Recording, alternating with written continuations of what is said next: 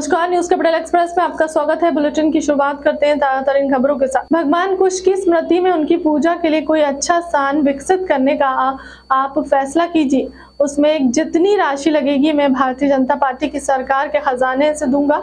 आप फैसला कीजिए, सोचिए और बताइए ताकि हम स्थान तय हो तो करेंगे। आप तय करो कि क्या बनाना है, हम बना कर देंगे। जमीन का इंतजाम आप देख लीजिए क्या होगा, उस दृष्टि से भी आप काम करेंगे। अपने समाज का जो परंपरागत रूप से अधिकांश लोगों का व्यवसाय है उसके लिए नाम तय किया जाएगा, लेकिन समाज कल्याण बोर्ड भी हम बनाएंगे और बोर्ड के अध्यक्ष को हम मंत्री का दर्जा भी देंगे ताकि वह समाज के कल्याण में काम में जुड़ सके और हम लोगों को आगे बढ़ाने में हमारी मदद कर सके। हम लोगों ने फैसला किया कुशवा समाज और अन्य पिछड़ा समाजों के लिए कि हम चाहे वो चुनाव हो, बीच में कांग्रेस के षड्यंत्र के कारण ऐसी स्थिति बन गई थी कि पिछड़ों का आरक्षण ही खत्म हो गया था और कोर्ट ने, माननीय सर्वोच्च न्यायालय ने यह आदेश दिया था कि बिना पिछड़े वर्ग के ही चुनाव संपन्न कराए जाएं, लेकिन हमने ये ठान लिया था कि बिना पिछड़े वर्ग के, बिना कुशवा समाज के पंचायतों के और नगरीय निकाय के चुनाव नहीं होंगे। हमने उसके लिए लंबी लड़ाई लड़ी। आज उसके विवरण में मैं नहीं जाना चाहता, लेकिन अंततः सफलता मिली और आरक्षण के साथ चुनाव संपन्न हुए। प्राइवेट स्कूल और सरकारी स्कूल में अगर मुकाबला करो तो मेडिकल की पढ़ाई में या इंजीनियरिंग की पढ़ाई में प्राइवेट स्कूलों के बच्चे ज्यादा सफल होते हैं, सरकारी स्कूलों के कम हो पाते हैं। और ये बात मेरे दिल को चुभ रही थी, भाई सरकारी में कौन के बच्चे पढ़ते हैं? किसान के बेटे पट्टी पढ़ेंगे, छोटे किसान, गरीब आदमी, हमारे जैसे लोग, कई हम में से ऐसे हैं जिनके बच्चे सरकारी स्कूल में पढ़ते हैं। तो सरकारी स्कूल के बच्चों का मेडिकल कॉलेज में कम क्यों हो? और इसलिए एक क्रांति की है। मैं मंच को भी कहना चाहता हूं, ये क्रांति है। हमने तय कर दिया कि सरकारी स्कूल के बच्चों के लिए 5% मेडिकल की सीटें रिजर्व कर देंगे, 5% रिजर्वेशन। उन 5% सीटों पर केवल सरकारी स्कूल के बच्चे ही मेडिकल कॉलेज में जाएंगे, प्राइवेट वाले वहां नहीं जाएंगे, ताकि अपने बच्चे आगे बढ़ सके। भगवान कुश की स्मृति में, भगवान कुश की पूजा के लिए कोई अच्छा स्थान विकसित करने का आप फैसला कीजिए। उसमें जितनी राशि लगेगी मैं भारतीय जनता पार्टी की सरकार के खजाने से दूंगा। आप फैसला कीजिए, सोचिए और बताइए, ताकि हम स्थान तय है तो हम करेंगे। आप तो तय कर लें क्या बनाना है, हम बना के देंगे। जमीन का इंतजाम आप देख लीजिए कहां होगा, तो उस दृष्टि से भी हम काम करेंगे। और एक अपने समाज का जो परंपरागत रूप से अधिकांश लोगों का व्यवसाय है, उसके लिए नाम तय करिए, लेकिन समाज कल्याण बोर्ड भी हम बनाएंगे और बोर्ड के अध्यक्ष को हम मंत्री का दर्जा भी देंगे, ताकि वो समाज के कल्याण के काम में जुट सके और हम लोगों को आगे बढ़ाने में हमारी मदद कर सके। हम सब भगवान राम की परंपरा से आते हैं, भगवान कुश के वंशज हैं और ये समाज परिश्रमी है, ईमानदार है, मेहनती है, अपने खून पसीने की खाते हैं, अपने खून पसीने की खाते हैं। मैं पूरे दावे के साथ कह सकता हूं, कुशवा समाज कभी गलत दिशा में नहीं जाता। अगर जरूरत पड़ती है तो अन्न पैदा करता है, फल और सब्जियां भी पैदा करता है, और हम फल, सब्जी, फूल और अन्न के भंडार भी भरते हैं। लेकिन हम ऐसे वैसे भी नहीं हैं। हम उस समाज से हैं जिस समाज में चंद्रगुप्त मौर्य ने जन्म लिया, सम्राट चंद्रगुप्त मौर्य। हम उस समाज के हैं जिस समाज में सम्राट अशोक जैसे महान शासक ने जन्म लिया। एक नहीं, ऐसे अनेकों नर रत्नों को कुशवा समाज ने जन्म दिया है। और जो देश भगवान राम को मानता है, हम उनकी वंश परंपरा से हैं। और इसलिए आप देखेंगे इतिहास में कुशवा सम्राटों ने कई स्वतंत्र राज्य और रियासतें बनाई थी। अलवर, आमेर, मैयर यहाँ कुशवाहों का शासन रहा है, लेकिन कुशवाहों ने शासन भी किया तो सेवा की भावना के साथ किया, सब समाज का कल्याण और उत्थान करने का काम किया।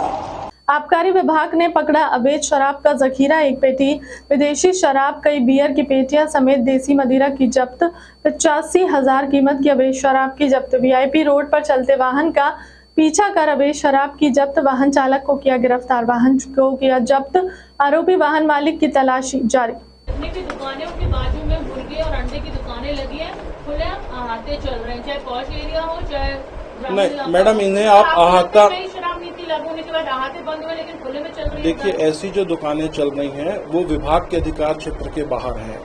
हमारी परिसीमा एक दुकान है, हमने दुकान का लाइसेंस दिया है, परंतु आप इन्हें अहाता नहीं कह सकते हैं। अहाता का एक निश्चित स्तर था, सारे अहाते बंद हैं। दुकान की परिसीमा के यदि कोई बाहर दुकान चला रहा है, जिस तरह से आप जिन दुकानों के बारे में बोल रहे हैं, दुकान के बाहर अंडे और उसके केले सर वहीं पर वो बैठ कर दारू पी रहे, माहौल खराब है, उस पे हम कड़ी निगरानी रख रहे हैं, हम उस पे कार्रवाई करेंगे। कई जगह चल रहा है अभी। आप मुझे नोट करा दीजिए, हमारी टीम को नोट करा दीजिए। ये जो शराब आई है आपके पास में, ये क्लबों में सप्लाई होने के लिए तो नहीं आ रही थी, जो जहां पर भारी देखिए अभी कुछ भी कहना जल्दी होगा, पर मैं आपको बता दूं, मैंने अभी विवेचक को निर्देशित कर दिया है कि इसमें वाहन मालिक को भी आरोपी बनाना है, और अभी हम वाहन मालिक के खिलाफ भी प्रकरण कायम करा रहे हैं, और इसमें बहुत अच्छे से हम विवेचना कराएंगे, और यदि बैच नंबर मिल गया तो मैं आपको बता रहा हूं, हम लाइसेंसी को भी नहीं छोड़ेंगे। ठीक है। आसपास में स्कूल भी हैं और मंदिर भी हैं, उन पर कार्रवाई नहीं होती है, ना ही वो दुकानें चेंज की जाती, जिसकी वजह से बाद में विरोध करना पड़ता है रहवासियों को। देखिए नियमानुसार तो 100 मीटर का क्राइटेरिया है, परंतु मंदिर और स्कूल, यदि मंदिर है तो वो वैट ट्रस्ट के द्वारा संचालित होना चाहिए। हमें लगता है प्रथम दृष्टया कि मंदिर है, परंतु यदि वो ट्रस्ट के द्वारा संचालित नहीं तो हमारे नियम में नहीं आता है। लेकिन हमारे लिए आप जो बता रहे हैं, जो समस्याएं और जो पॉइंट्स बता रहे हैं, हम उस पर काम करेंगे, और यदि हमें लगता है तो आने वाले वित्तीय वर्ष में हम उनको सही जगह पर एकोमोडेट करेंगे। देखिए आबकारी विभाग भोपाल की टीम को आज रात को एक बड़ी सफलता मिली है, जिसमें चार्टर बस स्टैंड लाल घाटी के पास तलाशी के दौरान एक टाटा कार से 27 पेटी मदिरा जब्त हुई है। चेकिंग के दौरान ड्राइवर के पास किसी प्रकार का पास परमिट नहीं था, अतः अवैध होने पर वाहन और मदिरा को कब्जे आबकारी लिया गया है। 50 बल्क लीटर से अधिक मदिरा होने के कारण आरोपी के खिलाफ धारा 34(2) का प्रकरण पंजीबद्ध किया गया है। यह शराब लाई कहां से जा रही थी, यहाँ पर सप्लाई की चेन क्या थी भोपाल में?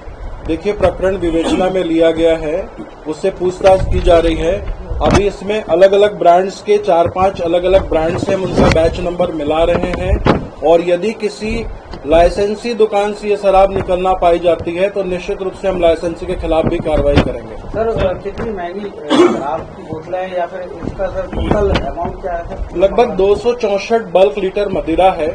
बाजार मूल्य के आधार पर इसकी कीमत 85,000 रुपए है, और जब्त वाहन की कीमत 5 लाख रुपए है। सर भोपाल में ऐसे बहुत सारे स्पॉट हैं, क्लब हैं, बार हैं, जहां पर रात को 5-5 बजे तक क्लब चलते हैं, वहां पर शराब परोसी जाती है। आबकारी उस पर कोई कार्रवाई क्यों नहीं करता, सिर्फ पुलिस के जिम्मे सौंप देता है? मुझे अभी पदभार लिए सिर्फ 3 दिन हुए हैं, आप 1 सप्ताह का समय दीजिए, आपको खुद ब खुद परिणाम दिखेगा। सर वाइन शॉप के साइड से ब्लैक में मदिरा मिल रही है। देखिए ऐसा है, लाइसेंसी को नियमानुसार कार्य करने के लिए लाइसेंस दिया गया है। यदि किसी भी लाइसेंसी के द्वारा किसी भी स्तर पर नियमों का विपरीत काम किया जाता है तो निश्चित रूप से विभाग के द्वारा कड़ी कार्रवाई की जाएगी। एक सर अंतिम सवाल, कॉलोनी की तरफ किया और तालाब खोदकर उस पर रास्ता को बना रहा है। मैडम ये शिकायत कल मुझे मिल गई है, जी। आज मैं टीम भेज रहा हूँ, उस पर मैं जांच करा रहा हूँ। सर कई जगह भोपाल में शराब की दुकानों का विरोध भी हो रहा है, जो नई दुकानें खुली हैं। और उस पे जो दायरे मुझे लगता है, देखिए 3 दिनों में एक दुकान का बहुत ज्यादा विरोध था, जिसे आपत्ति रहित स्थल पर लगा दिया गया है। अब जो विरोध हैं उनको हम जांच करा लेंगे कि किस प्रकार का विरोध है। क्राइटेरिया क्यों नहीं तय किया? क्राइटेरिया तय है पहले से, मगर जहां पर वाइन शॉप खुलती है जिस तरीके से, उसके आसपास मंदिर नहीं होना चाहिए, उसके आसपास स्कूल नहीं होना चाहिए।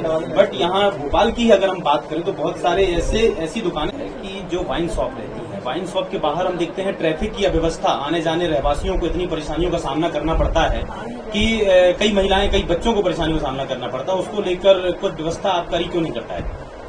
देखिए, शहरी क्षेत्र में हमारे पास अभी दुकान के सामने स्थान की कमी है। कुछ दुकानें अभी आपने देखा कि बड़ी मुश्किल से कुछ दुकानें लग पाई हैं।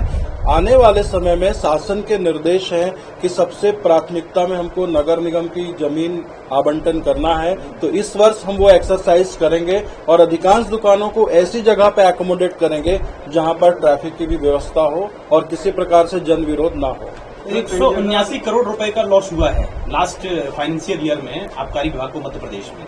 इस बार क्या रणनीति रहेगी? चूंकि इस बार पहली बार ऐसा हुआ है कि मध्य प्रदेश के जो ठेकेदार थे शराब के, उन्होंने रिन्यूअल का फॉर्म नहीं लिया है, चूंकि अहाता बंद कर दिए गए, जिसकी वजह से शराब की बिक्री भी कम होगी। क्या रणनीति रहेगी? रणनीति शासन के राजस्व के हिसाब से, नई आबकारी नीति के हिसाब से रहेगी, लेकिन निश्चित रूप से हम अवैध शराबों पर प्रभावी नियंत्रण रखेंगे, तो मुझे पूरा भरोसा है कि हमको ज्यादा से ज्यादा राजस्व मिलेगा। कर्नाटक में भारतीय जनता पार्टी द्वारा भगवान बजरंगबली के नाम का दुरुपयोग करने का भरपूर प्रयास किया गया। इस प्रकार पैसे का दुरुपयोग किया गया है। उसके बावजूद कांग्रेस की कुल सीटों की 50% सीटें भी नहीं जीत पाए। 64 सीटों पर सिमट कर रह गए। हमारे वचन पत्र लगभग पूरा होने को है।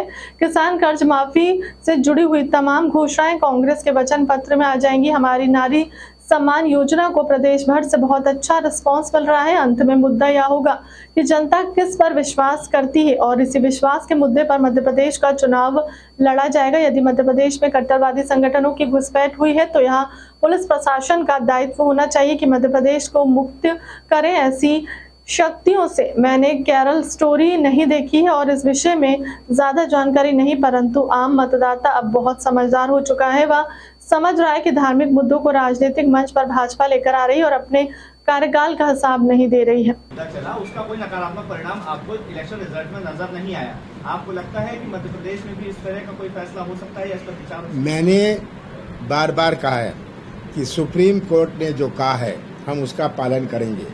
सुप्रीम कोर्ट ने कहा है जो भी संस्था हो या व्यक्ति हो, ये नफरत की राजनीति या विवाद की राजनीति पैदा करे, बांटने की करे, उस पर सख्त कार्रवाई होनी चाहिए। ये तो सुप्रीम कोर्ट कह रही है, एक दफा नहीं 10 दफे उन्होंने कहा है। तो क्या कांग्रेस के वचन पत्र में भी उसी को करेंगे कि बजरंग दल को लेकर पावर बैन लगा? देखिए, हम किसी को टारगेट नहीं कर रहे, हम टारगेट करेंगे जो सुप्रीम कोर्ट ने कहा है, जिन संस्थाओं को। और जो तो ये गिल्टी क्यों फील करे कोई कि हमें टारगेट करेंगे? इसका मतलब आप कर रहे हैं। आप क्यों बजरंग दल का नाम ले रहे हैं कि आप सोचते हैं कि ये कर रहे हैं ना, आप इसीलिए पूछ रहे हैं, नहीं तो आप ये पूछते नहीं। तो आप तो खुद ही स्वीकार कर रहे हैं कि ये कर रहे हैं ऐसा। सर मुख्यमंत्री हर समाज के कार्यक्रम में आयोग के गठन की बात कर रहे हैं, हर बोर्ड का गठन किया जा रहा है। देखिए, आज झूठ की मशीन, घोषणा की मशीन, हाँ, शिवराज जी बने हुए हैं। ये मुख्यमंत्री पता नहीं है या नहीं है, मुख्यमंत्री तो हैं, पर साथ साथ शिलान्यास मंत्री है। हाँ, जहाँ जाओ शिलान्यास, जेब में नारियल लेके घूमो। सर कुछ रणनीति चेंज करेंगे कर्नाटक के बाद? कुछ बता। जो माहौल था वही माहौल है, पर दक्षिण ने उत्तर को दिशा दिखाई और इससे बात साबित हो गई कि कहाँ कैसे किसकी चलती है। मैं तो सबसे ज़्यादा बधाई कर्नाटक के मतदाताओं को देता हूँ कि बीजेपी ने हर चीज़ का उपयोग किया, बजरंगबली से लेके तरह तरह के रोड शो, तरह तरह की नुक्कड़ सभा, इतना पैसा, इतनी पुलिस, इतना प्रशासन, ये सब बीजेपी ने, ऐसा कोई हथकंडा नहीं था जो उन्होंने नहीं अपनाया। और वो कांग्रेस के 50% में भी नहीं पहुंची। ये कर्नाटक ने, मैं सोचता हूं कि एक बहुत बड़ा उदाहरण है कि आज के मतदाता कितने समझदार हैं। मैंने हमेशा कहा है कि कर्नाटक आईटी हब है। यहाँ बहुत बुद्धिजीवी है, जो गांव में भी रहता है वो आईटी कंपनी में काम करता है। तो सब ने ये बीजेपी को पहचान लिया कि किस तरह ये धर्म को लाएंगे बीच में, किस तरह पैसे का उपयोग करेंगे। कितना प्रचार बजरंग बली के नाम पर किया, बजरंग बली का अपमान फलाना, ये सब कहाँ गया। कम से कम कांग्रेस के आसपास तो आ जाते। ये तो कांग्रेस के 50% रहे हैं। कितनी सीटें मिली मैं भूल गया, 64 सीटें मिली, आधी मिली। बिल्कुल एकदम नया माहौल जो माहौल था वही माहौल है, पर दक्षिण ने उत्तर को दिशा दिखाई और इससे बात साबित हो गई कि कहाँ कैसे किसकी चलती है। मैं तो सबसे ज़्यादा बधाई कर्नाटक के मतदाताओं को देता हूँ कि बीजेपी ने हर चीज़ का उपयोग किया, बजरंग बली से लेके तरह तरह के रोड शो, तरह तरह की नुक्कड़ सभा, इतना पैसा, इतनी पुलिस, इतना प्रशासन, ये सब बीजेपी ने, ऐसा कोई हथकंडा नहीं था जो उन्होंने नहीं अपनाया, और वो कांग्रेस के 50% में भी नहीं पहुंची। ये कर्नाटक में मैं सोचता हूं कि एक बहुत बड़ा उदाहरण है कि आज के मतदाता कितने समझदार हैं। मैंने हमेशा कहा है कि कर्नाटक आईटी हब है, यहाँ बहुत बुद्धिजीवी है, जो गांव में भी रहता है वो आईटी कंपनी में काम करता है। तो सब ने ये बीजेपी को पहचान लिया कि किस तरह ये धर्म को लाएंगे बीच में, किस तरह पैसे का उपयोग करेंगे। कितना प्रचार बजरंग बली के नाम पर किया, बजरंग बली का अपमान फलाना, ये सब कहाँ गया। कम से कम कांग्रेस के आसपास तो आ जाते। ये तो कांग्रेस के 50% रहे हैं। कितनी सीटें मिली मैं भूल गया, 64 सीटें मिली, आधी मिली। 2018 में किसान कर्ज माफी आपका एक बड़ा मुद्दा था और 2023 में क्या ये अमाउंट बढ़ाया जाएगा और ये सब बात हमारी घोषणा पत्र में आएगी। ये यहाँ मीडिया के साथ बैठ के ना मुझे इसकी चर्चा करनी है ना घोषणा करनी है।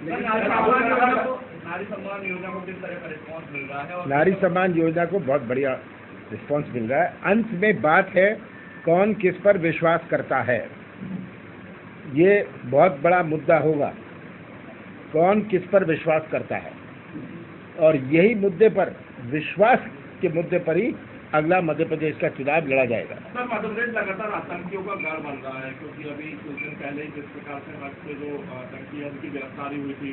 इंटेलिजेंस फेल्यूर है, रायसेन में ये बताया जा रहा है कि ट्रेनिंग लेते थे गोली चलाने की। अब ये पुलिस प्रशासन का और प्रशासन का दायित्व है कि ये मध्य प्रदेश को मुक्त करें इससे। शिवराज जी का कहना है कि मध्य प्रदेश को केरल स्टोरी नहीं बनने देंगे।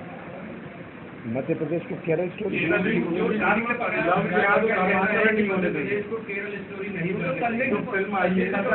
मैंने केरल स्टोरी ना तो देखी है ना मैं जानता हूँ उसके बारे में।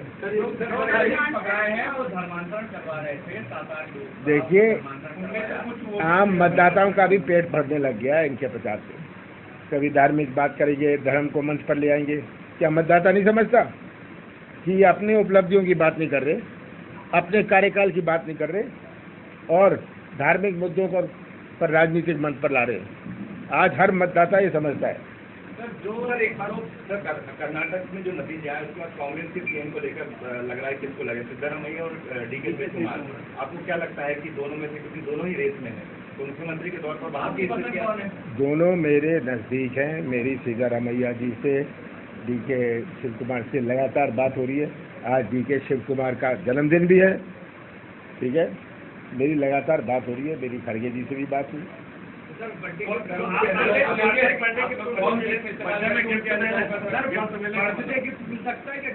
हाँ, ये देखिए, इस चक्कर में मैं नहीं जाता। वहाँ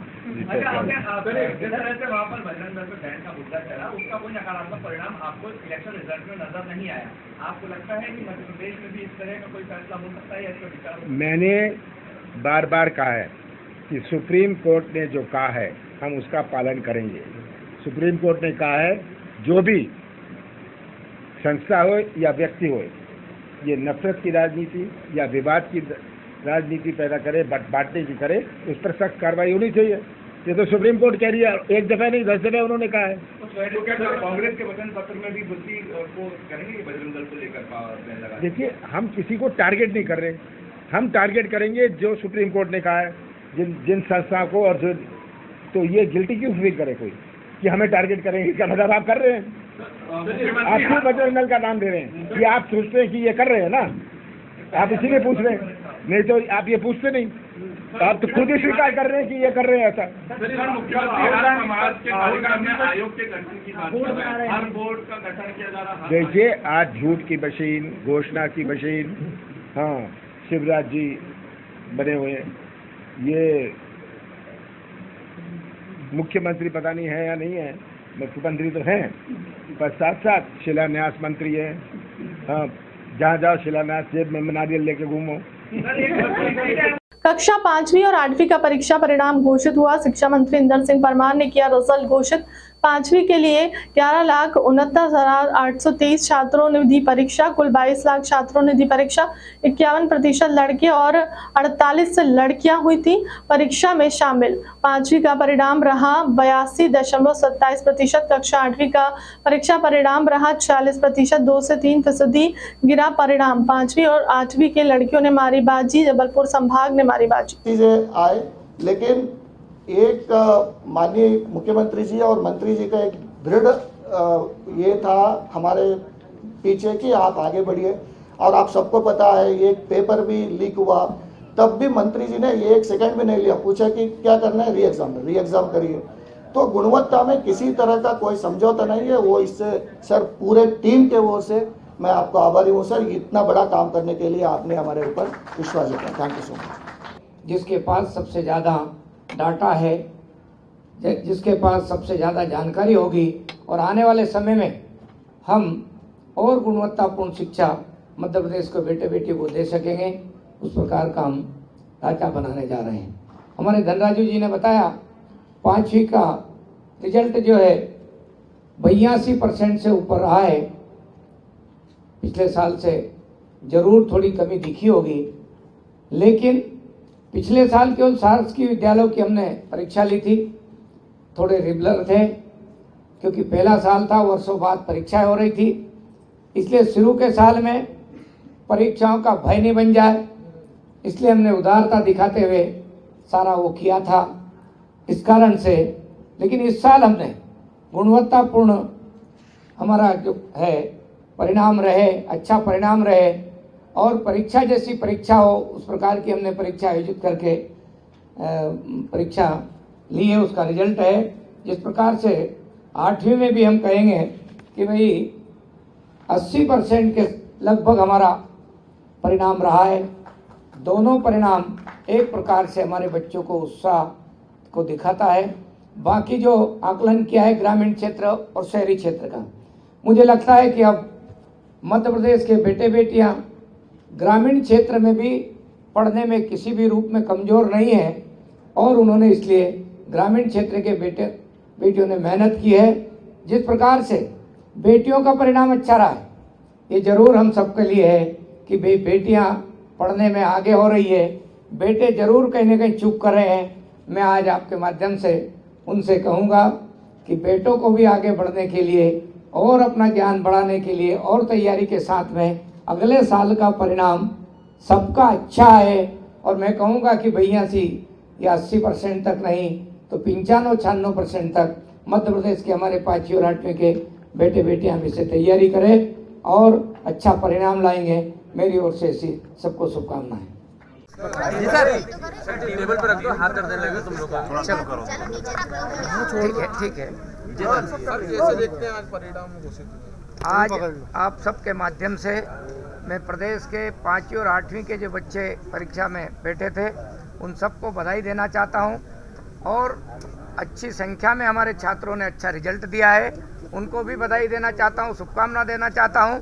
लेकिन हमारे जो बेटे बेटियां इस वर्ष पास नहीं हो पाए हैं, उनको निराश होने की ज़रूरत नहीं है।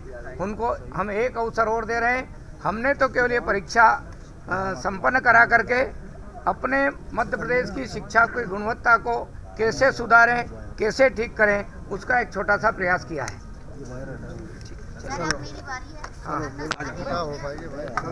यह मध्य प्रदेश के भाजपा के कार्यकर्ताओं का गढ़ है और मोदी को योजनाओं का गढ़ है। हमारी सरकार ने गांव-गांव में, घर-घर के अंदर हर गरीब के जीवन को बदलने का काम किया है। मैं कॉन्फिडेंट होकर कह रहा हूं कि यह मध्य प्रदेश है और मध्य प्रदेश भाजपा के कार्यकर्ता इन्हें आईना दिखाता रहा है और फिर आईना दिखाएगा। आप चिंता मत करिए, 2023 का चुनाव भाजपा अपने कार्यकर्ताओं के बल पर, अपने नेतृत्व के विश्वास पर और गरीबों के जीवन बदलने के अभियान पर ऐतिहासिक बहुमत से जीतेगी। मध्य प्रदेश में हमारा संकल्प है 51% वोट शेयर और 200 पार का नारा। मध्य प्रदेश में ऐतिहासिक बहुमत से सरकार बनेगी। यह कार्यकर्ताओं की ताकत है, यह मध्य प्रदेश है। चुनाव के बाद ये मध्य प्रदेश है, भारतीय जनता पार्टी के कार्यकर्ताओं का गढ़ है और मोदी जी की योजनाओं का गढ़ है। हमारी सरकार ने गांव-गांव में, घर-घर के अंदर हर गरीब के जीवन को बदलने का काम किया है। कॉन्फिडेंट होकर के मैं कह रहा हूं, ये मध्य प्रदेश है और मध्य प्रदेश भारतीय जनता पार्टी का कार्यकर्ता इन्हें आईना दिखाता रहा है, फिर आईना दिखाएगा।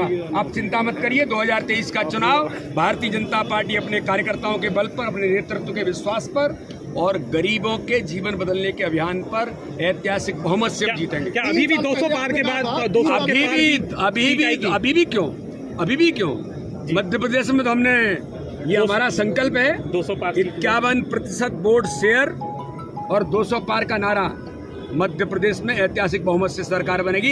ये कार्यकर्ताओं की ताकत है, ये मध्य प्रदेश है। 3 साल पहले आपने कहा था मेडिकल कॉलेज की कांग्रेस विधायक कुणाल चौधरी की प्रेस वार्ता। कांग्रेस कार्यालय में आयोजित प्रेस वार्ता में मीडिया अध्यक्ष के मिश्रा सहित कई पदाधिकारी रहे मौजूद। प्रेस वार्ता को संबोधित करते हुए बोले कांग्रेस विधायक कुणाल चौधरी, किसानों के कर्ज को लेकर बीजेपी लगातार झूठ बोल रही है। किसान को डिफॉल्टर कहना बंद करे सरकार। 27 लाख किसानों का कर्ज कांग्रेस ने माफ किया था, तो किसान डिफॉल्टर कैसे हुए? कर्ज का ब्याज माफ करने की बात सरकार कर रही है, लेकिन किसान की फसल का भुगतान नहीं हुआ है, जिस कारण किसान फिर से डिफॉल्टर हुआ है। बीजेपी और सरकार को कर्ज के ब्याज माफ करने पर श्वेत पत्र जारी कर बीजेपी सरकार ने कांग्रेस विधायक की मांग की। कांग्रेस की सशक्त आवाज मेरे छोटे भाई और विधायक कुणाल चौधरी जी, मीडिया के सम्मानित साथीगण, सम्मानित पत्रकार दोस्तों और वे किसान भाई जो देश की और मध्य प्रदेश की आत्मा है और शिवराज सरकार से ठगे हुए महसूस कर रहे हैं, उन किसान भाइयों की आवाज बनकर माननीय कुणाल चौधरी जी आपसे रूबरू होंगे। और कुणाल भाई हमारे मीडिया के साथीगण आज सुबह से बहुत व्यस्त हैं और सिर्फ कांग्रेस के कार्यक्रम को ही आज सुबह से कवर कर रहे हैं। मैं आपसे आग्रह करना चाहूँगा कि दोनों के बीच में ज़्यादा बाधा ना बोलूं और मैं माइक कुणाल चौधरी जी को सौंपता हूँ। मध्य प्रदेश के किसानों के नाम पे भारतीय जनता पार्टी रोज झूठ बोलने का काम करती है। आज अभी फिर इन्होंने कहा कि हम किसान का ब्याज माफ करेंगे। पहला सवाल, जिन 27 लाख किसानों का हमने कर्जा माफ करा था, उन्हें कर्जवान किस सरकार ने बनाया, उसका हिसाब ये सरकार दे। और जब कर्जा माफ हो चुका था तो फिर वापस ये कैसे कालातीत कर्जे में हुए, इसका जवाब दे। सीधे व्हाइट पेपर जारी करे। जो हजारों किसानों के पेमेंट आज तक नहीं हुए, 7 दिन के भीतर पेमेंट करने का कहा था, 1-1, 1.5 महीने हो चुके हैं, पेमेंट नहीं हुए। और इसी सरकार की गलत नीतियों के कारण फिर कालातीत में जा रहा है। और रोज ये जिस किसान को ये डिफॉल्टर कहते हैं, सीधी चेतावनी है बीजेपी को, किसान डिफॉल्टर नहीं होता। सरकार की गलत नीति और नियत के कारण किसान का कालातीत कर्जा होता है। कांग्रेस आएगी, फिर कर्जा माफ करेगी। जो झूठ बोलने का काम ये बीजेपी की सरकार कर रही है, इसके खिलाफ स्पष्ट है कि ये 1,90,000 से ऊपर का भी किसान में ला चुका हूं, जिसका कर्जा माफ हुआ है। 27 लाख किसानों का कर्जा माफ हुआ है। फिर कर्जवान बनाने के लिए 7 दिन में पेमेंट का कहा था, 1 महीने से ज्यादा ऊपर हो चुका है, पर आज तक पेमेंट नहीं हुआ। सोसाइटी वसूली कर चुकी है, फिर भी उसको नहीं माना जा रहा है। सरकार की नीति नियत किसान के पेट पे लात और छाती पे गोली मारने की है।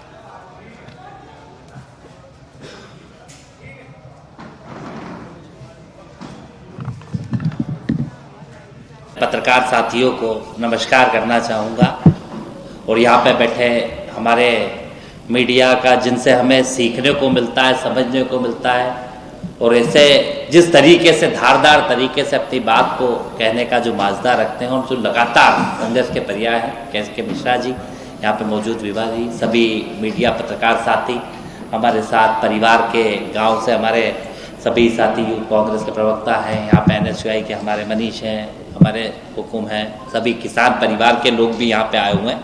मैं सबको प्रणाम करते हुए और सबसे पहले आपको मीडिया के साथियों को प्रणाम करता हूँ कि आपने इस व्यस्तता के शेड्यूल में भी आज यहाँ पे 3 बजे यहाँ पे इस प्रेस कॉन्फ्रेंस में आए, मैं उसके लिए धन्यवाद देता हूँ। और मैं माफ़ी इसलिए चाहता हूँ क्योंकि मैंने आज का दिन में आज सीधे कर्नाटक की जो जीत हुई कांग्रेस की, उसमें AICC की तरफ से इंचार्ज था, तो वहाँ से मैं थोड़ा दर्शन करने तिरुपति चला गया था, वहाँ से आज डायरेक्ट आया हूँ। तो मैं कई दिनों से जो रोज़ ये मध्य प्रदेश की सरकार किसानों के मामले में जो रोज़ जुमले और झूठ बोलने का काम कर रही थी, तो मुझे रहा नहीं गया कि मैंने कहा आज ही इस प्रेस कॉन्फ्रेंस को रखा जाए। और जिस तरीके से झूठ की एक सरकार है, जो लूट की तो थी कि 40 से 80% की लूट तो करती थी, पर ये झूठ की भी जो सरकार है, जो किसानों के पेट पे लात और छाती पे गोली मारने के अलावा कोई काम नहीं करती और सिर्फ मरहम दिखाने का काम करती है। पिछली आम आदमी पार्टी प्रदेश कार्यालय में प्रेस कॉन्फ्रेंस, आम आदमी पार्टी मध्य प्रदेश प्रभारी का बयान, किसान नौजवान आशा उषा कार्यकर्ताओं के मुद्दों को उठाएगी। 20 जून भाजपा सरकार ने मध्य प्रदेश का हर वर्ग तबका नाराज, रानी अग्रवाल पार्टी मध्य प्रदेश में पूरी मजबूती से सभी विधानसभा सीटों पर लड़ेगी चुनाव। 20 जून चुनाव में जो पार्लियामेंट की 13 सीट हैं पंजाब की, उनमें अधिकतर सीटें आम आदमी पार्टी जीतकर आएगी। दूसरा इशू था कि जैसे आपने यूपी निकाय चुनाव में देखा, वहाँ भी पार्टी ने बहुत अच्छा प्रदर्शन किया। इससे साबित हो रहा है कि पार्टी की जो इमेज है वो पूरे स्टेट में डे बाय डे बढ़ती जा रही है, जब से पार्टी को राष्ट्रीय दर्जा प्राप्त हुआ है। पार्टी का जितना विस्तार इस स्टेज पे हो रहा है प्रदेश में, वो सराहनीय है। और मध्य प्रदेश की जहाँ 230 सीटें हैं, हमारा पूरा प्रयास है कि हम 230 की 30 सीटों पर ज़ोर शोर से चुनाव की तैयारियां करें, चुनाव लड़ें और जो जनता के मुद्दे हैं, मध्य प्रदेश के लोकल मुद्दे हैं, उनको हाईलाइट करें। हम सरकार की जो जनता विरोधी नीतियां हैं, उनका सड़क पर उतर के वो विरोध करेंगे। अभी हम संगठन मजबूत करने में लगे हुए थे, ब्लॉक लेवल तक हम संगठन का कार्य पूरा कर चुके हैं और अब हम गांव और बूथ लेवल तक काम कर रहे हैं। हमारा विश्वास जो है वो माइक्रो मैनेजमेंट पे विश्वास करते हैं हम, कि हमें छोटे से छोटे एक एक वोटर के पास एक एक घर में हमें पहुंचना है, हर गांव में पहुंचना है। और हम एक मजबूत संगठन बूथ लेवल तक बना रहे हैं और उसके बाद पार्टी अपना कैंपेन शुरू करेगी। सीनियर लीडर्स भी आएंगे, हम सड़कों पे भी उतरेंगे और जितने भी इश्यूज हैं मध्य प्रदेश के, चाहे किसानों के हों चाहे दूसरे मुद्दे हों, उनको ज़ोर शोर से उठाया जाएगा। क्योंकि उसका एक कारण है, मध्य प्रदेश में कांग्रेस और बीजेपी से लोग उकता चुके हैं और उनको आशा की किरण एक ही दिखाई देती है और वो है आम आदमी पार्टी।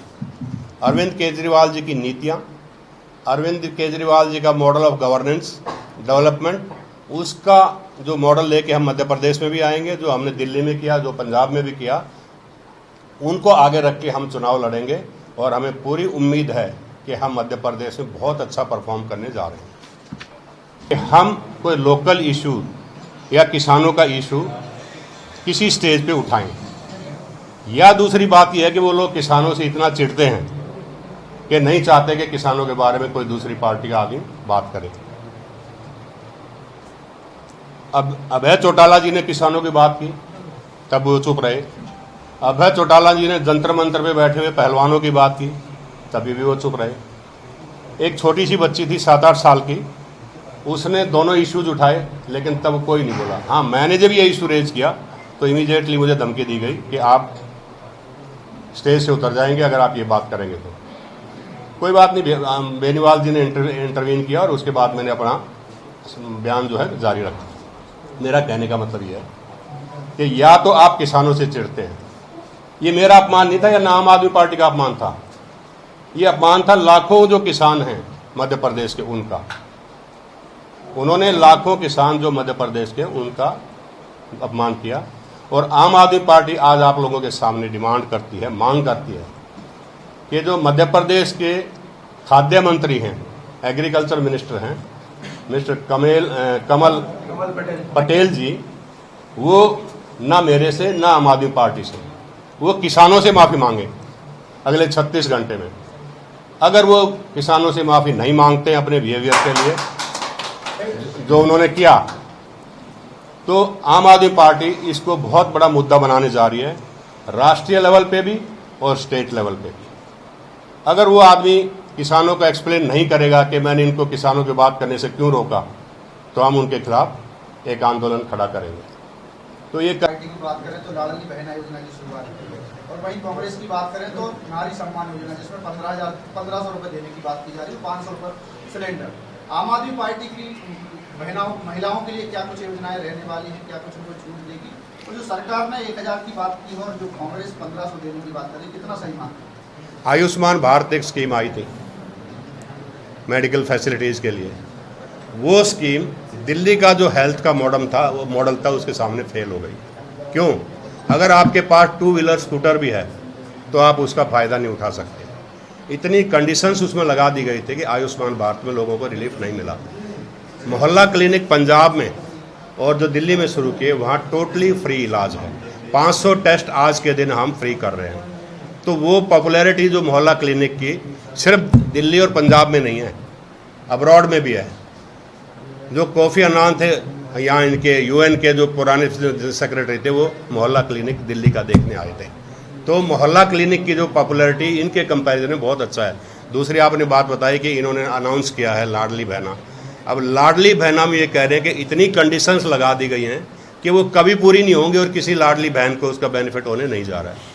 उधर दिल्ली में हम महिलाओं की सुरक्षा के लिए, उनका जो वित्तीय सहायता है वो करने के लिए जो स्टेप्स हमने दिल्ली में उठाए हैं, विधवा की लड़की की शादी हो, तीर्थ यात्रा हो, सिक्योरिटी हो, बसेज में फ्री ट्रैवल हो, इतनी स्कीमें महिलाओं के लिए अरविंद केजरीवाल जी लेके आए हैं कि वहाँ महिलाओं के पास पैसे बचते, उनकी पॉकेट में कुछ पैसे की बचत हो रही है। और इसी वजह से अरविंद केजरीवाल जी, जो महिलाएं हैं दिल्ली में और पंजाब में, उनमें सबसे ज़्यादा पॉपुलर आज अरविंद केजरीवाल जी हैं। और वो रिजल्ट उनकी सिर्फ उन स्कीम्स का है, वेलफेयर स्कीम्स का है जो हमने दिल्ली में लागू की है। और वो थोड़ा बहुत बातें वार्तालाप करेंगे। एक बात मैं और कहना चाहूँगा कि ऐसा लगता है कि आम आदमी पार्टी का भय है कांग्रेस को और बीजेपी को मध्य प्रदेश में। एक इंसिडेंट कल हुआ। कल यहाँ भोपाल में एक महासम्मेलन था जाट समाज का, मुझे भी बुलाया गया, मैं भी उस सम्मेलन में गया। बहुत से दूसरी पार्टीज के नेता भी उस सम्मेलन में आए हुए थे। अभय चौटाला, इन लोग के अध्यक्ष, वो हरियाणा से आए थे। हनुमान बेनीवाल जी सांसद, वो राजस्थान से आए हुए थे। कमल पटेल जो मध्य प्रदेश के कैबिनेट मिनिस्टर हैं एग्रीकल्चर के, वो भी स्टेज पे थे। तो मुझे भी आमंत्रित किया गया था, मैं भी वहाँ गया था। तो मैंने वहाँ अपना विचार रखे, और जब मैं विचार रख रहा था, जब इशू किसानों का आया तो एकदम से मंत्री जी को गुस्सा आया। वो अपनी सीट छोड़ के तुरंत मेरी तरफ भागे और मुझे कहने लगे आप ये मुद्दा नहीं उठाएंगे। मैंने कहा क्यों? ये जो इतनी पब्लिक बैठी हुई है ये सारे जाट समाज के हैं और 90% इनमें किसान हैं, तो इनका मुद्दा हम क्यों नहीं उठाएंगे? और आपको क्या तकलीफ है अगर हम मुद्दा उठा रहे हैं इनका? उन्होंने कहा नहीं, आप ये मुद्दा नहीं उठाएंगे। अगर आप ये मुद्दा उठाएंगे तो हम आपको स्टेज से उतार देंगे। इमीडिएटली हनुमान बेनीवाल जी जो सांसद हैं वो पीछे से उठ के आए, उनको पीछे से उन्होंने पकड़ा और उन्होंने कहा कि अपनी सीट पे जाके बैठो, फंक्शन को खराब मत करो। वो अपनी सीट पे चले गए। अब या तो ये आम आदमी की पार्टी की पॉपुलैरिटी है कि वो आम आदमी पार्टी को इतना भी बर्दाश्त नहीं कर पा रहे कि हम कोई लोकल इशू या किसानों का इशू किसी स्टेज पे उठाएं, या दूसरी बात यह है कि वो लोग किसानों से इतना चिढ़ते हैं कि नहीं चाहते कि किसानों के बारे में कोई दूसरी पार्टी का आदमी बात करे। अब अभय चौटाला जी ने किसानों की बात की, तब वो चुप रहे। अभय चौटाला जी ने जंतर मंतर पे बैठे हुए पहलवानों की बात की, तभी भी वो चुप रहे। एक छोटी सी बच्ची थी 7-8 साल की, उसने दोनों इश्यूज उठाए, लेकिन तब कोई नहीं बोला। हाँ, मैंने जब ये इशू रेज किया तो इमीडिएटली मुझे धमकी दी गई कि आप स्टेज से उतर जाएंगे अगर आप ये बात करेंगे तो। कोई बात नहीं, बेनीवाल जी ने इंटरवीन किया और उसके बाद मैंने अपना बयान जो है जारी रखा। मेरा कहने का मतलब ये है कि या तो आप किसानों से चिढ़ते हैं, ये मेरा अपमान नहीं था या ना आम आदमी पार्टी का अपमान था, ये अपमान था लाखों जो किसान हैं मध्य प्रदेश के उनका। उन्होंने लाखों किसान जो मध्य प्रदेश, थोड़ा सा पहले शाम आज की इस प्रेस वार्ता का मुख्य उद्देश्य बुलाने का था कि आपसे कुछ इन्फॉर्मेशन शेयर करनी थी, पार्टी के बारे में भी, मध्य प्रदेश में क्या गतिविधियां चल रही उनके बारे में भी, और पार्टी ने कुछ नई नियुक्तियां की हैं मध्य प्रदेश के बारे में उनके लिए भी। तो सबसे पहले हमारा जो बिंदु है वो है जालंधर इलेक्शंस।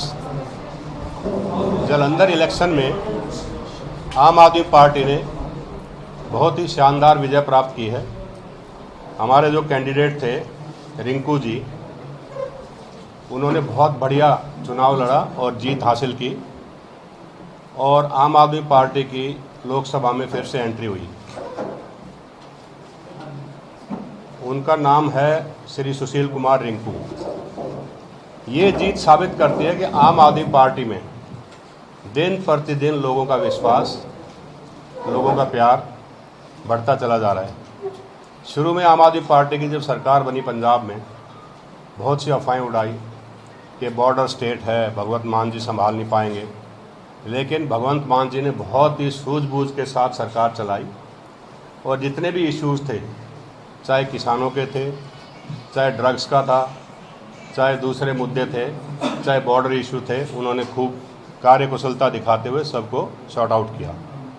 अभी आपने देखा होगा कि पीछे गिरफ्तारी हुई थी अमृतपाल सिंह की, एक बूंद खून का बहने नहीं दिया गया और उनको बड़े सूझबूझ के साथ गिरफ्तार किया गया। तो भगवंत मान जी वहाँ बहुत अच्छा कार्य कर रहे हैं, और पार्टी की जो प्रसिद्धि है, पार्टी का जो ग्राफ है, वो डे बाय डे, पार्टी का जो विश्वास है लोगों में वो बढ़ता जा रहा है।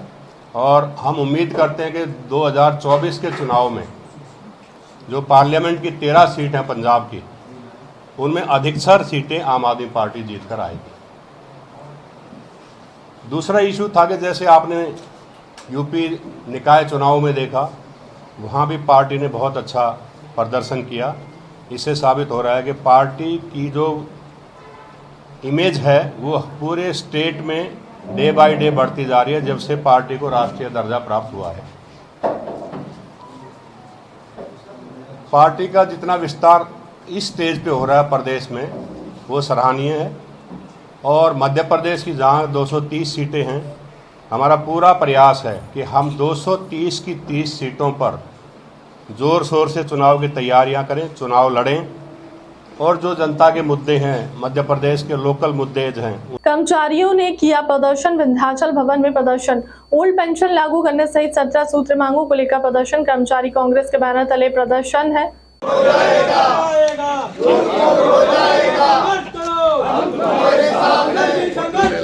हम तुम्हारे साथ हैं, कर्मचारी एकता जिंदाबाद, कर्मचारी एकता जिंदाबाद, सीधे जिंदाबाद, कर्मचारी पेंशन एकता जिंदाबाद, कर्मचारी पेंशन एकता जिंदाबाद, अरे खड़े हो जाओ ना, जिंदाबाद जिंदाबाद, कर्मचारी एकता जिंदाबाद जिंदाबाद जिंदाबाद, कर्मचारी एकता जिंदाबाद जिंदाबाद जिंदाबाद, सातवां वेतनमान लेकर रहेंगे, लेकर रहेंगे, सातवां वेतनमान लेकर रहेंगे,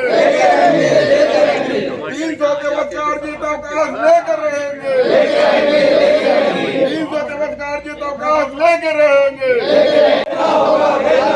महंगाई भत्ता देना होगा, कर्मचारी एकता जिंदाबाद, कर्मचारी एकता जिंदाबाद, वीरेंद्र कांग्रेस संघर्ष करो, वीरेंद्र कांग्रेस संघर्ष करो, वीरेंद्र कांग्रेस संघर्ष करो।